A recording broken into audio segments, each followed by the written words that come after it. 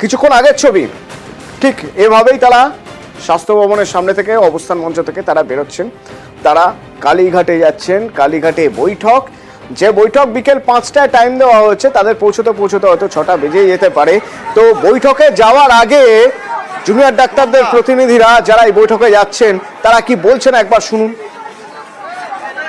আমরা পরিষ্কারভাবে জানিয়েছি যে আমরা আলোচনাতে রাজি। আলোচনাতে আমাদের দিক থেকে দুজন মিনিট টেকার থাকবে। কার্য বিবরণী যা আলোচনা হবে সেই মিনিট লিপিবদ্ধ হবে এবং দুই পক্ষের তাদের দিক থেকেও যে মিনিটস থাকবে রাজ্য প্রশাসকের পক্ষ থেকে তারা সেটা নেবে। আমাদের দিক থেকে যেটা সেটা আমাদের কাছে থাকবে এবং দুজন প্রফেশনাল স্টেনোগ্রাফার তার জন্য আমরা নিয়ে যাচ্ছি সাথে। তারা এটা লিপিবদ্ধ করবে। লিপিবদ্ধ করার পর সবটা পুরোটা দেখে নেওয়া হবে। দেখে দুই পক্ষের সিগনেচার তাতে থাকবে, সবার সিগনেচার তাতে থাকবে। এটাই আপাতত আমরা ঠিক করেছি। তাদের পক্ষ থেকে আমাদের দিক থেকে আমাদের মেল আমরা পাঠিয়ে দিয়েছি।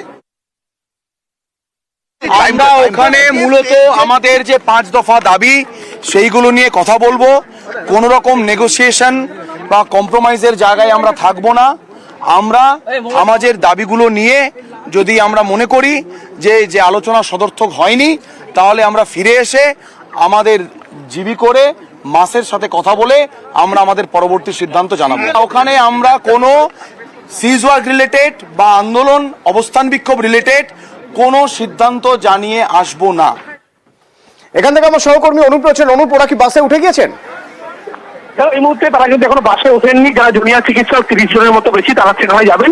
ইতিমধ্যে একেবারে টেকনো ইন্ডিয়া কলেজ সেখানে তারা মিছিল করে যাচ্ছেন এবং যেহেতু একেবারে সিগন্যাল সিগন্যালের কাছে বাস দাঁড়িয়ে আছে এবং পুলিশের কনভয়, যে কনভয়ের মাধ্যমে কিন্তু একেবারে কালীঘাটের যে বাড়ি মুখ্যমন্ত্রী মমতা বন্দ্যোপাধ্যায়, সেই বাড়িতে কিন্তু তারা পৌঁছে যাবেন, যেখানে বৈঠক করার কথা আছে। কিছুক্ষণের মধ্যেই সেই বাসে উঠবেন এবং তারা মিছিল করে এই মুহূর্তে সেই বাসে যেখানে রাখা হচ্ছে পুলিশের পক্ষ থেকে সেখানে কিন্তু রওনা দিয়েছেন এবং সেখানে থেকে পরবর্তীতে বাসে করে তারা সরাসরি মুখ্যমন্ত্রী যে বাসভবন কালীঘাটে সেখানে পৌঁছে যাবেন।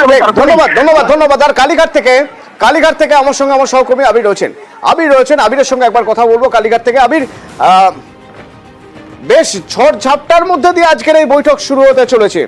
আমরা গত দুটো বৈঠকের কথা যদি দেখি বা বৈঠকের নির্দিষ্ট সময়ের কথা যদি দেখি, তাহলে দেখতে হবে দুটো বৈঠকের কোনোটাতে নির্দিষ্ট সময় শুরু হওয়ার কথা ছিল না, কারণ জুনিয়র চিকিৎসকরা দেরি করেই বেরিয়েছেন। কিন্তু বৈঠক শুরু হয়েও হয়নি, সেই লাইভ স্ট্রিমিং জটে আটকে গিয়েছিল।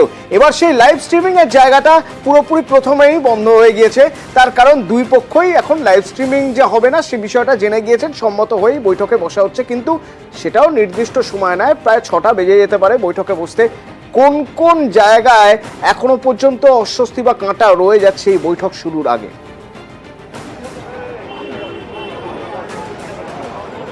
দেখো, প্রথম বিষয় হচ্ছে বৈঠক শুরুর সময় এটা একেবারে প্রশ্নের সম্মুখীন হচ্ছে। তার কারণ হচ্ছে রাজ্যের তরফ থেকে এর আগেও যখন বৈঠক ডাকা হয়েছিল, আজকেও যে বৈঠকটি ডাকা হলো, কোনো ক্ষেত্রেই যে সময় বলে দেওয়া হচ্ছে সেই সময় বৈঠক শুরু করতে পারা যাচ্ছে না।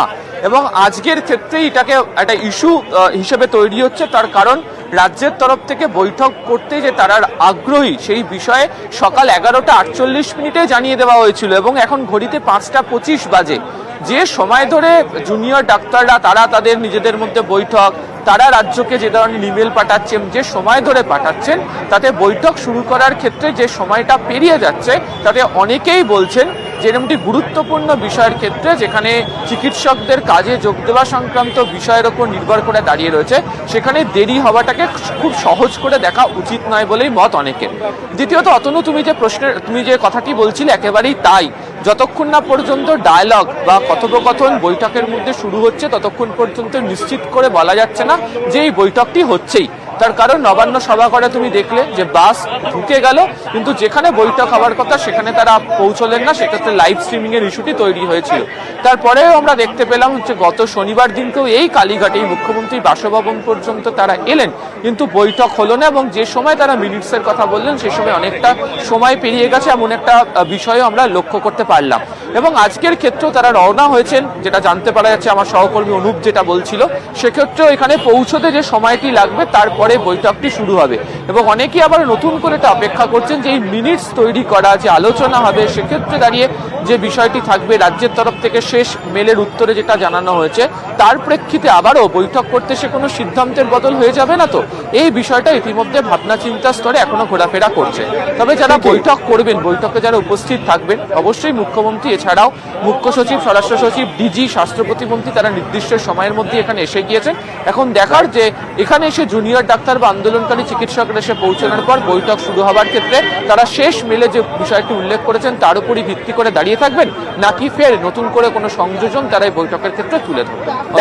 দেখা যাক। ধন্যবাদ। আমি যে ছবি দেখছেন সরাসরি দেখছেন স্বাস্থ্য ভবনের সামনে থেকে, টেকনো ইন্ডিয়ার সামনে থেকে, সেখান থেকে বাসে উঠছেন, একের পর এক বাসে উঠছেন জুনিয়র চিকিৎসকরা। বাসে ওঠার পর বাস যাবে কালীঘাটের উদ্দেশ্যে, সেখানে বৈঠক। আমার সহকর্মীরা রয়েছেন সেখানে, বাসের সঙ্গে আমাদের সহকর্মীরা থাকবেন। প্রতি মুহূর্তের আপডেট আমরা তুলে ধরবো হেডলাইন্সের পর, সঙ্গে থাকুন।